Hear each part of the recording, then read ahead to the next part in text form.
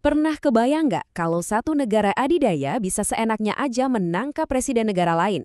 Nah, hari ini kita akan bedah tuntas sebuah operasi militer yang mengejutkan di mana Presiden Venezuela, Nicolas Maduro, ditangkap oleh pasukan Amerika Serikat. Dan yang lebih penting, apa artinya semua ini bagi tatanan dunia kita?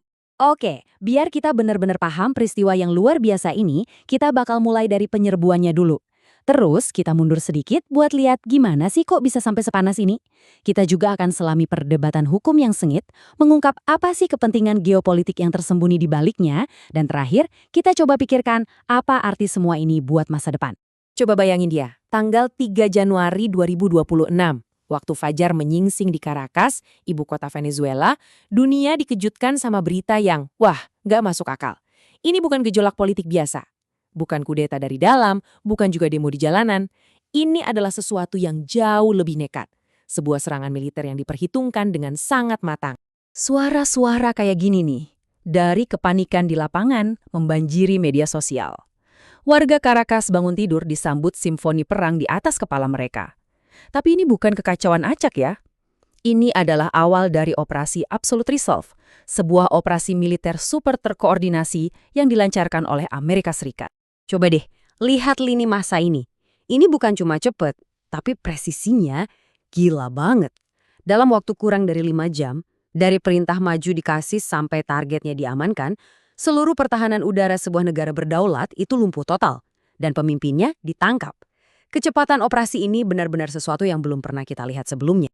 Amerika Serikat itu nggak ngirim pasukan segini banyak buat mulai perang total.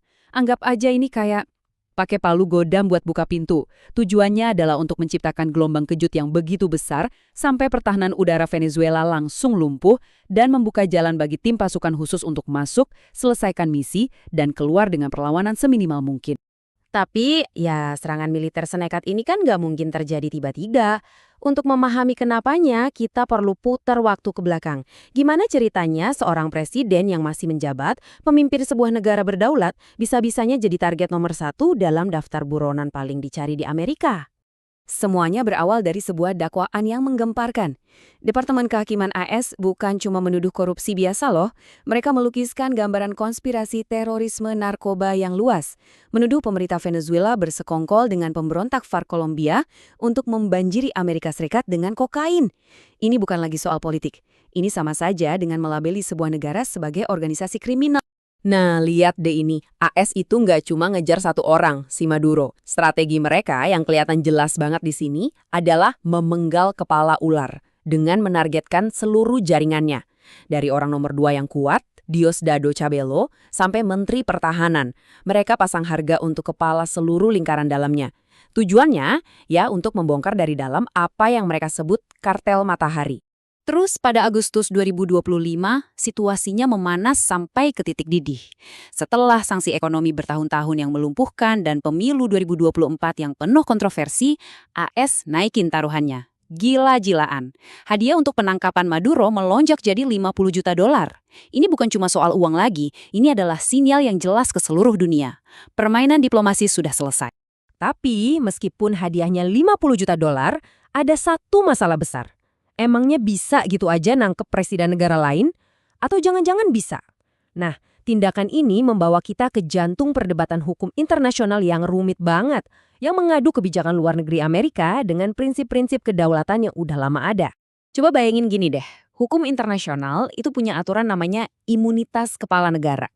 Anggap aja ini kayak kartu bebas dari penjara diplomatik buat para pemimpin dunia selama mereka masih menjabat. Tujuannya adalah untuk mencegah negara-negara saling tangkap pemimpin yang kalau terjadi, ya dunia bisa kacau. Ini prinsip yang dirancang untuk menjaga stabilitas. Dan di sini nih, inti masalahnya kelihatan jelas banget. AS pada dasarnya bilang, kami nggak mengakui Anda sebagai presiden. Jadi aturan itu nggak berlaku. Mereka mengubahnya jadi keputusan politik. Tapi hukum internasional menjawab, gak gitu cara mainnya. Imunitas itu melekat pada jabatannya, bukan pada orangnya. Nggak peduli negara lain suka atau enggak. Ini adalah benturan fundamental antara kekuasaan politik dan prinsip hukum. Dan jangan salah ya, ini bukan cuma perdebatan di atas kertas. Seperti yang ditunjukkan oleh kutipan ini, pengadilan tertinggi di Prancis aja pernah menegakkan prinsip imunitas absolut ini, bahkan dalam kasus-kasus ekstrem yang melibatkan tuduhan terorisme. Ini menggarisbawahi betapa nekatnya dan betapa kontroversialnya secara hukum langkah yang diambil AS di panggung dunia. Oke, jadi cerita resminya kan soal narkoba dan keadilan, tapi dalam geopolitik sering banget ada cerita di balik cerita. Dan dalam kasus ini, cerita yang lebih besar, yang tersembunyi di balik semua headline berita itu, cuma satu kata, minyak. Lihat angka ini, 303 miliar.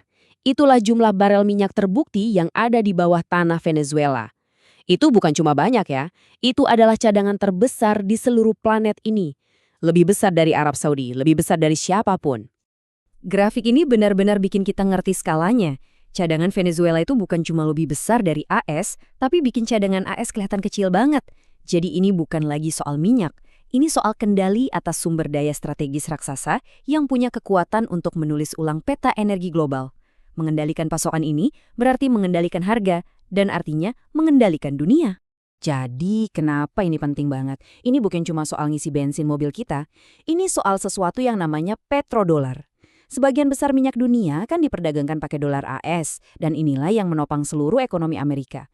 Dengan mengendalikan sumber minyak utama seperti Venezuela, AS nggak cuma mengamankan energi, tapi mereka memperkuat cengkraman mereka pada sistem keuangan global. Ini soal kekuasaan. Oke, jadi Maduro sekarang ditahan AS. Operasinya sukses. Tapi pas debunya udah reda, dunia sekarang harus berhadapan sama akibatnya. Apa yang terjadi kalau satu negara seenaknya nulis ulang aturan main? Aturan berbahaya apa yang baru saja mereka ciptakan? Gak heran dunia jadi terpecah belah. Grafik ini nunjukin dengan jelas, musuh-musuh AS kayak Tiongkok dan Rusia mengecam keras, sekutunya ngasih selamat, dan banyak negara lain cuma, ya, nunggu dan lihat dengan was-was. Ini bukan cuma tentang Venezuela lagi, ini cerminan dari tatanan dunia yang retak, di mana nggak ada lagi kesepakatan tentang aturan mainnya. Dan sementara para pemimpin dunia berdebat, di jalanan Caracas, yang ada itu ketakutan. Dengan kekosongan kekuasaan yang tiba-tiba, negara ini berada dalam kondisi yang sangat nggak pasti. Laporan antrian panjang untuk makanan dan bensin melukiskan gambaran sebuah bangsa yang sedang menahan napas. Nggak yakin apakah ini awal dari fajar baru atau awal dari babak yang lebih gelap lagi. Pada akhirnya, penangkapan Nicolas Maduro ini meninggalkan kita dengan pertanyaan besar yang bikin gelisah. Di mana sih batas antara keadilan dan agresi? Kapan penegakan hukum menjadi tindakan perang? Dan di dunia yang nggak punya wasit global, siapa yang akhirnya berhak bikin aturan? Tindakan AS ini telah memaksa pertanyaan-pertanyaan ini jadi sorotan utama dan jawabannya akan membentuk dunia kita di tahun-tahun mendatang.